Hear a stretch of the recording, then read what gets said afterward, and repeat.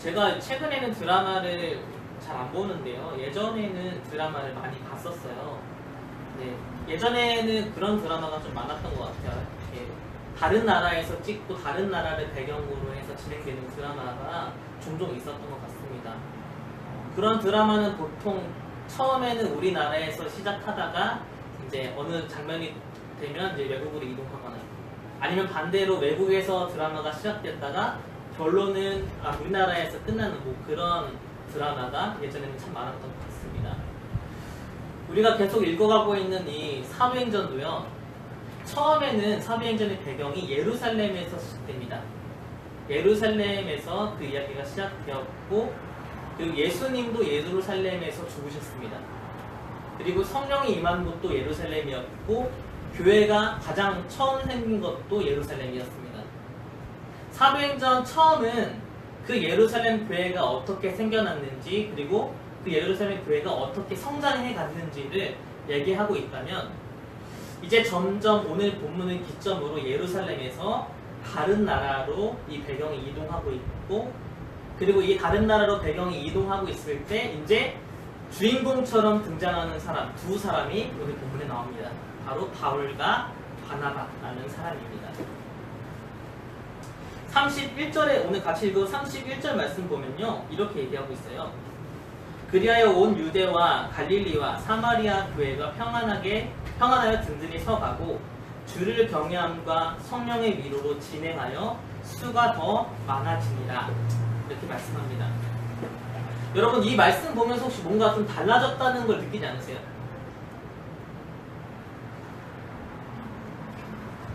아까도 말씀드렸던 것처럼 사도행전 초반에는요 예루살렘 교회에 대한 이야기였고 예루살렘 교회가 어떻게 성장했는지에 대해서 얘기를 했어요. 그런데 오늘 본문에는 이 예루살렘 교회뿐만 아니라 다른 교회들이 나오기 시작합니다.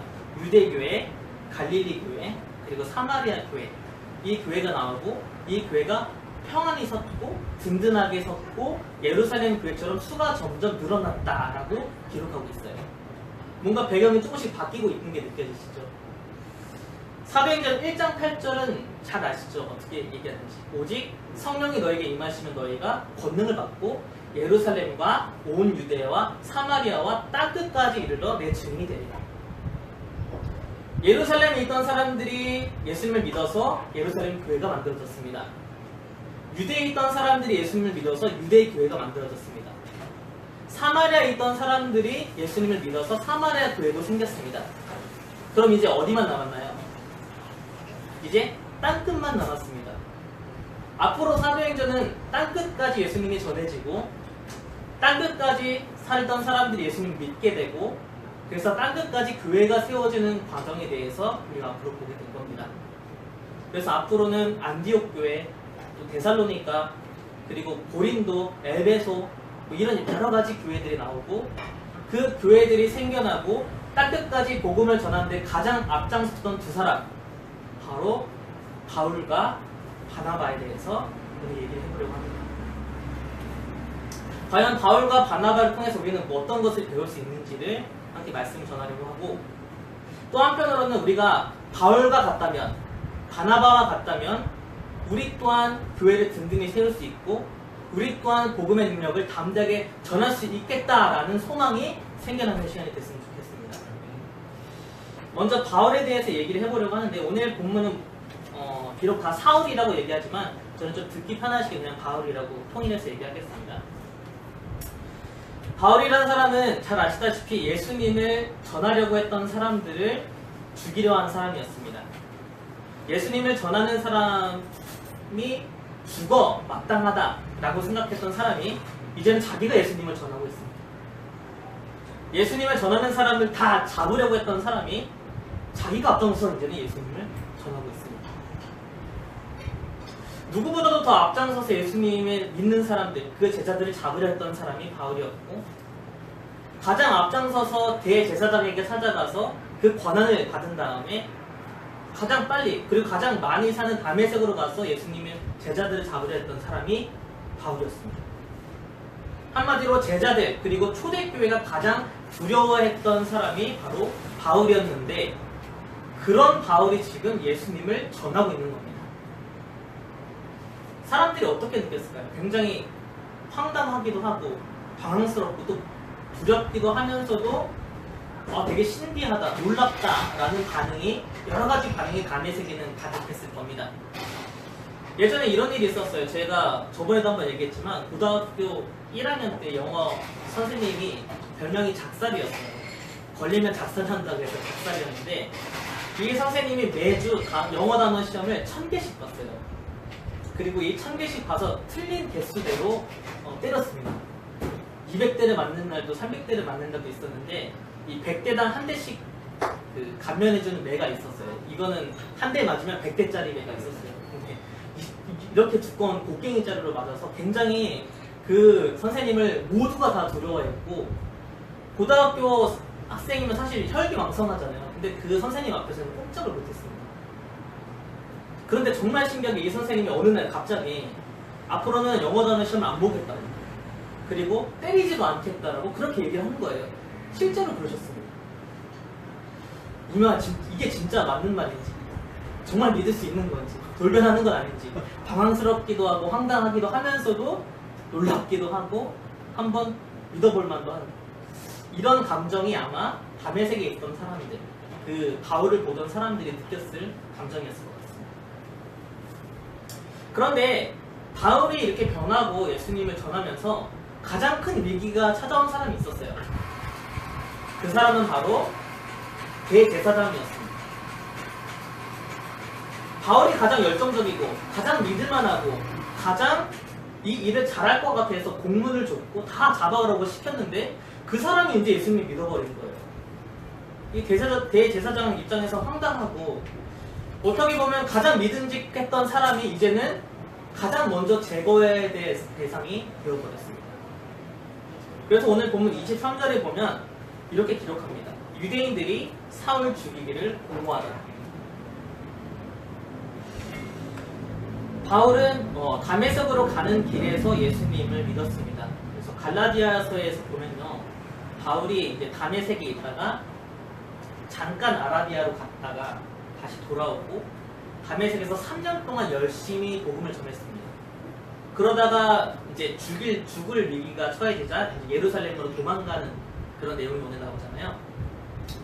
예루살렘으로 가기 전까지 다메섹에서 3년 동안 정말 열심히 복음을 전했어요. 그런 말 있잖아요. 사람이 무엇인가 배우려면 그리고 좀 인정받으려면 적어도 3년 정도는 해야 된다. 서당계 3년이면 풍어를 읊는다는 말이 있잖아요. 그러니까 바울이 지금 한 3년 정도 그렇게 꾸준하게 금방 변하지 않고 그렇게 예수님을 전하니까 인정받은 거예요. 대제사장한테 인정받은 거예요.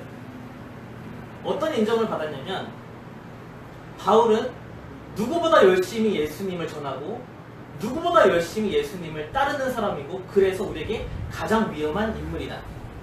가장 먼저 제거해야 될 사람이다. 여러분 이런 인정은 한 번쯤은 받아보고 싶지 않으세요? 누구보다 열심히 예수님을 믿고 누구보다 열심히 예수님을 전하는 사람. 그래서 대제사장이 가장 먼저 죽이려고 했던 사람이 바울이었습니다. 예전에 제가 러시아 단기 선교를 갔었는데요. 선교사님이 우리에게 이런 얘기를 했어요. 사탄이 인정하는 사람이 돼요. 한두 번 하고 금세 안 할 사람들은 신경도 쓰지 않습니다. 정말 꾸준하게 변하지 않고 그렇게 열심히 예수님을 전하는 사람, 그런 사람을 넘어뜨리려고 한다는 얘기였죠. 진정한 열정은 한 번 뜨겁게 타오르다가 금방 식어버리는 게 그게 열정이 아니라 3년이 지나도 변함없이 꾸준하게 그 일을 할 수 있게끔 하는 그 어떤 것, 그게 바로 열정입니다. 매일매일 그것을 즐겁게 할 수 있도록 이끄는 뭔가의 그 에너지, 그게 바로 열정입니다. 그렇게 본다면 여러분들 지금 열정을 쏟고 있는 일이 있으십니까? 1년이 지나고 2년이 지나도 변함없이 꾸준하게 하고 있는 것. 제가 이 설교를 지금 이거 쓰다가 금세 덮고 인스타그램을 켜가지고 그 큐티 오늘 한 걸 올리기 시작했어요. 안 올리려고 했는데 이걸 꾸준하게 해야겠다. 큐티 올리는 걸 꾸준하게 해야겠다 싶어서 다시 켰습니다. 이렇게 여러분 좀 꾸준하게 하고 있는 게 있으십니까? 있으십니까? 한 20년 가까이 매주 이렇게 올라오는 일본 만화가 있어요. 그 만화를 저는 매주 아주 나오자마자 그 만화를 찾아봅니다. 몇 년 동안 그렇게 하고 있어요. 이것처럼 정말 열정적으로 기다리고 변하지 않고 그런 것이 여러분께 있습니다. 여러분들이 매일매일 큐티를 하고 말씀을 보는 이유가 열정 때문입니까? 아니면 의무 때문입니까? 우리가 매일 기도의 자리로 나가는 것이 열정 때문입니까? 아니면 의무 때문입니까? 꾸준하게 몇 년이 지나도 변함없이 뜨거운 마음으로 할 수 있는 일, 그것이 뭐가 있을까요? 여러분들은 지금도 변하지 않고 예수 그리스도를 사랑하고 여전히 예수님을 쫓아가고자 하는 그 열정이 여러분들에게 남아있습니까? 정말 뜨겁게 변함없이 예수 그리스도를 사랑했던 그 첫 마음, 그 첫사랑, 그것이 예수님을 향한 그 열정이 오늘 회복되었으면 좋겠습니다. 예수 나의 첫사랑 되시네라는 찬양 가사에 보면 이런 가사가 있어요. 나의 온전한 열정과 나의 찬양 되시네, 주의 길을 따라가리. 정말 변함없이 오늘도 내일도 꾸준하게 우리가 해야 될 것이 있다면 바로 예수님을 사랑하고 그 길을 쫓아가려고 하는 그런 정말 온전한 열정이 우리 안에서 다시 한번 회복되었으면 좋겠습니다. 바울이 이렇게 열정을 가진 인물이었다면 오늘 또 다른 소중함을 갖고 있는 인물이 나오는데요. 바로 바나바라는 사람이었습니다. 바울이 열정적으로 3년 동안 복음을 전하다가 죽을 위기에 처하자 이제 예루살렘으로 잠시 안정을 취하고 쉬고 싶어서 예루살렘으로 가려고 했습니다. 그리고 예수님의 제자들을 만나서 영적으로도 좀 교제를 나누고 싶어 했던 것 같습니다. 그런데 26절의 말씀을 보면요, 뭔가 문제가 생겼습니다. 26절 말씀 보면 사울이 예루살렘에 가서 제자들을 사귀고자 하나 다 두려워하여 그가 제자됨을 믿지 아니하니 라고 기록합니다. 아이러니하게 대제사장들은 바울을 인정하고 저 사람이 정말 예수님을 누구보다도 열심히 쫓고 전하는 사람이라고 인정했는데 이 예수님의 제자들은 지금 바울을 인정하지 않고 믿지 못하는 거예요. 그래서 같이 하려고 하지 않았습니다. 그래서 바울이 정말로 예수님을 믿고 정말 예수님을 만났고 3년 동안 꾸준하게 열정적으로 예수님을 전했던 그것을 알려주고 그 사이를 중재할 사람이 필요했습니다. 그래서 나선 사람이 바나바라는 사람인데요. 27절에 보면 이렇게 기록합니다. 바나바가 데리고 사도들에게 가서 그가 길에서 어떻게 주를 보았는지와 주께서 그에게 말씀하신 일과 밤의 세계에서 그가 어떻게 예수님의 이름으로 담대히 말하였는지를 전합니다. 이 말씀을 보면서 제가 바나바를 통해서 먼저 느꼈던 것은요, 포용력이었어요. 바나바의 포용력. 발음이 잘 포용력이었습니다. 아무리 바울이 열심히 복음을 전해도 사람들은 의심의 눈초리를 결코 없애지 않았습니다. 저러다가 배신하면 어쩌지? 더 깊숙이 침투해서 우리를 잡으려는 그런 모략은 아닐까라는 의심을 거두지 않았습니다. 아무리 저 사람이 예수님을 정말 믿었고 정말 예수님을 전했어도 각자 정해진 위치에서 할 일 하면 되고 굳이 같이 할 필요는 없겠다라고 생각할지도 모르겠습니다. 그런데 바나바는 정말로 큰 위기에 처해져 있고 그래서 당장 피할 곳이 필요한 그 바울을 넓은 포용력으로 이해해줬고 그리고 바울을 진짜 동역자라고 여겼고 바울이 예수님을 만난 것과 바울이 예수님을 전하는 것을 있는 그대로 신뢰해준 사람이었습니다. 나중에 이제 제자들이 안디옥 교회에 이제 소위 말하면 담임 목사를 보낸 일이 생겼는데 이제 안디옥 교회에 바나바를 보내요. 그런데 바나바가 안디옥 교회에 가서 가장 먼저 부른 사람이 바울이었습니다. 그리고 이 바울과 바나바는 전도여행을 떠날 때 가장 먼저 같이 갔던 진정한 파트너였습니다. 그만큼 바나바는 바울을 신뢰했고 이해했고 그리고 감싸줬고 어렵고 고난이 처했을 때 도와줬던 사람이었습니다. 바나바에게는 한 가지 별명이 있었는데요. 아니, 그 이름 자체가 별명이었습니다. 원래 바나바의 본명은 요셉이었는데요. 사람들은 그 사람을 위로의 아버지라는 바나바라고 불렀습니다. 사도행전 2장 그리고 4장에 보니까 예루살렘 교회에 처음에 정말 그 교회에 어려운 사람들, 힘든 사람들이 있다면 정말 넉넉한 사람들이 자신의 소유를 팔아서 이 어려운 사람들을 도와주는 일이 있었는데 가장 앞장서서 자기의 밭을 팔아서 어려운 사람을 도와줬던 사람이 바로 바나바였습니다. 그렇기 때문에 사람들은 바나바를 통해서 위로를 받았고 그래서 요셉이라고 부르지 않고 저 사람은 정말 위로하는 사람이다. 정말 위로하는 그런 위로의 아버지다라는 그런 바나바라는 이름으로 부르기 시작한 것이죠. 바나바는 그렇게 언제나 힘든 사람들을 아낌없이 돕는 사람이었고 바울이 죽을 위기에 처해지고 또 지쳐있는 바울을 예루살렘 교회에서 쉬게 해주고 또 제자들과 함께 교제를 나누게 도와줬던 사람이었습니다. 그는 언제나 따뜻하고 늘 힘이 되고 늘 넓은 마음을 가지고 있었고 그리고 이해하고 돕는 그런 사람이었습니다. 아주 뜨거웠던 열정을 가진 바울과 그리고 아주 따뜻했던 이 바나바는 참 잘 어울리는 파트너였습니다. 교회 공동체에도 바울 같은 열정적인 사람도 필요하지만 때로는 이렇게 위로해 줄 줄 아는 바나바 같은 사람도 필요합니다. 사람과 사람 사이에서 중재자 역할을 하고 편견과 오해 없이 있는 그대로 받아줄 수 있는 넓은 마음을 가진 사람이 분명 필요합니다.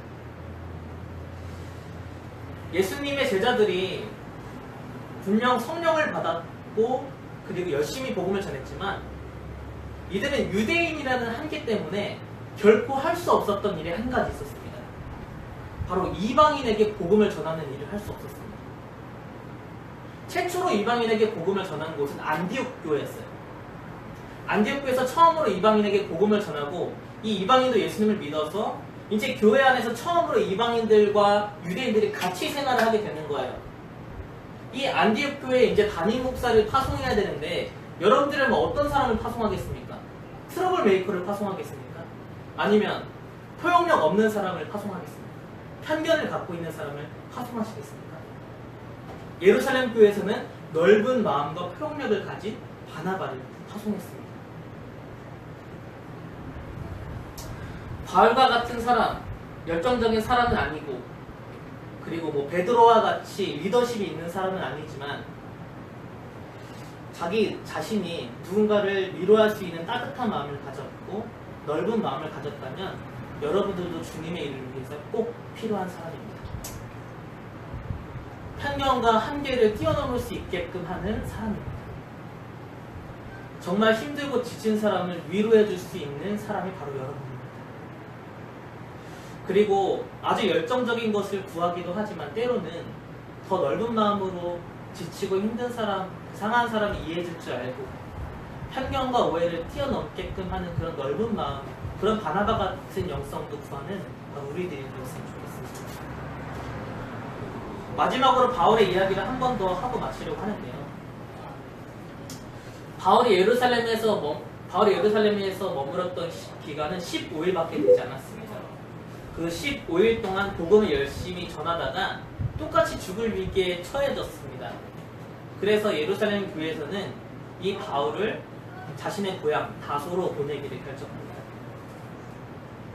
바울이 다소로 가서 이제 잠잠하게 침묵하는 동안 오늘 말씀 31절에는 이렇게 기록합니다. 다시 한번 우리 31절 읽어볼까요? 같이 읽어보겠습니다. 시작! 그리하여 온 유대와 갈릴리와 사마리아 교회가 평안하여 든든히 서가고 주를 경외함과 성령의 위로로 진행하여 수가 더 많아집니다. 아멘. 바울이 다소로 가서 침묵하는 그런 일이 끝난 후에 오히려 교회가 더 평안해졌습니다. 오히려 교회가 더 든든히 섰습니다. 내가 침묵해야지 다른 사람이 평안해질 때가 있습니다. 내가 잠잠히 있어야지만 다른 사람이 든든히 설 때도 있습니다. 여러분은 어떨 것 같습니까? 내가 없고 내가 잠잠하고 내가 침묵해야지만 오히려 더 평안하고 오히려 더 든든히 서는 상황이 딱 처해진다면 여러분들 그걸 받아들일 수 있겠습니까? 그런데 오늘 그 일이 이루어지고 있는 것이죠. 성령께서 아직 준비시켜 주시지 않을 때에는 때로는 침묵해야 될 때는 있습니다. 열정도 하나님보다 앞서면 안 되고 아무리 뜨거운 열정으로도 그 열정이 너무 지나쳐서 하나님을 끌고 오려고 해서도 안 됩니다. 때로는 준비가 되지 않았다면 내가 준비가 됐어도 침묵하고 잠잠해질 때도 필요합니다. 그것이 바로 내가 죽어도 주님의 뜻은 살고 내가 죽어도 주님의 뜻은 이루어지는 그런 일인 것이죠. 지난주 주일에 우리가 세례 요한에 대해서 같이 나눴는데요. 세례 요한이 참 이런 인물인 것 같아요. 외쳐야 될 때는 담대하게 외쳤지만 이제 예수님이 오셔서 복음을 전하기 시작할 때 세례 요한은 더 이상 앞으로 나오지 않습니다. 잠잠히 뒤로 물러서서 예수님의 길을 얘기하는 사역까지만 하고 돌아섭니다. 참 아름다운 모습이죠. 때로는 교회 공동체를 위해서 내가 잠잠하고 침묵해야 될 때도 필요한 것 같습니다. 내가 꼭 있어야지만 되는 것이 아니라 내가 죽어도 주님의 뜻이 이루어지기면 된다라는 그런 마음이죠. 말씀을 정리하면서 다시 한번 31절 말씀을 봅니다. 교회가 평안하여 든든히 섰고 그리고 주를 경외함과 성령의 위로를 진행하여 수가 더 많아졌다. 여러분 우리 교회는 이런 교회가 되게 원치 않습니다. 그런데 이런 과정이 필요하다는 것입니다. 교회가 성장하고 든든히 서기 위해서는 바울과 바나바를 통해서 봤던 그런 과정이 필요합니다. 때로는 열정적으로 복음을 끊임없이 꾸준하게 전하는 사람도 필요하고 그 옆에서 다른 사람을 따뜻하게 안아주고 함께하지 못한 사람을 이끌어줄 수 있는 바나바 같은 따뜻함도 필요합니다. 그리고 어쩔 때는 이 바울을 고향으로 보낼 수밖에 없는 냉철함을 가진 야고보와 같은 사람도 필요하고 전체적인 교회를 이끌어갈 수 있는 베드로와 같은 리더십도 필요합니다. 이런 다양한 리더십과 다양한 영성이 하나가 되어서 바로 든든히 서고 평안하고 주님을 경외하며 성령의 위로가 가득한 교회가 세워지는 것입니다. 또 때로는 내가 침묵함으로 내가 죽음으로 하나님의 뜻을 세워야 할 때도 있습니다. 이런 각기 다른 사람들이 조화롭게 하나가 되는 그래서 평안이 되는 그런 평안하게 서는 또 든든하게 서는 그런 교회가 되었으면 좋겠습니다. 지난 월요일에 우리 교회는 큰 일이 있었습니다. 교회에 물이 차가지고 새벽까지 이것을 수습해야 되는 일이 있었습니다. 그 자리에 남아있던 사람들은 정말 열심히 최선을 다해서 그 일을 뒷감당하고 누구 하나 인상 찌푸리지 않고 정말 즐거운 마음으로 하나 돼서 그 일을 잘 수습했습니다. 그리고 그 다음 날은 미처 그 전에 그 새벽까지 일을 한 사람이 피곤할 때 여전히 그 자리에 든든히 서 있어서 각자 맡겨진 역할을 감당하고 장을 봐주고 아침에 출근을 대신 해주고 그리고 피곤한 걸 대신 풀어주고 더 열심히 일해준 그런 전도사님도 계셨기에 우리 교회는 더 아름답게 하나 돼 조화로울 수 있었습니다. 참 월요일 화요일의 그 과정을 보면서 너무 감사하고 너무 감격스러웠어요. 이런 게 참 교회 아름다운 모습입니다. 서로의 힘듦과 서로의 어려움을 같이 보듬어주고 하나 될 수 있는 그런 교회의 아름다운 모습인 것 같아요. 우리 교회도 그런 교회가 됐으면 좋겠습니다. 여러분 아이가 있는데 이 아이를 유치원에 보내야 합니다. 그럼 여러분은 이 아이 유치원 보낼 때 문제가 많고 늘 떠들썩하고 싸우기만 하는 그런 유치원에 보내시겠습니까? 아니면 서로 사랑하고 하나 되고 화목한 그런 교회에 보내시겠습니까? 하나님도 자신이 너무나 사랑하는 그 영혼을 그 사람을 교회에 이제 보내려고 하는데 생명을 주려고 하는데 시끄럽고 다투고 하나 되지 못하는 교회에 보내겠습니까? 아니면 평안하고 든든히 서 있고 하나 되는 그런 교회에 보내겠습니까? 성경에는 뜨겁거나 차갑거나 이렇게 미지근하게 있지 말라고 얘기합니다. 뜨거운 사람이 되었으면 좋겠고 또 때로는 따뜻한 사람이 되었으면 좋겠습니다. 또 냉철하게 리더십을 가진 사람도 되었으면 좋겠습니다. 우리 더 이상 미지근한 상태로 있으면 안 되는 것 같습니다. 뜨거움을 사모하고 따뜻함을 사모하고 그렇게 교회를 위해서 나 자신을 헌신하는 그런 삶을 사모해서 교회를 든든히 세우는 우리가 되었으면 좋겠습니다. 이 말씀 가지고 같이 기도하도록 하겠습니다.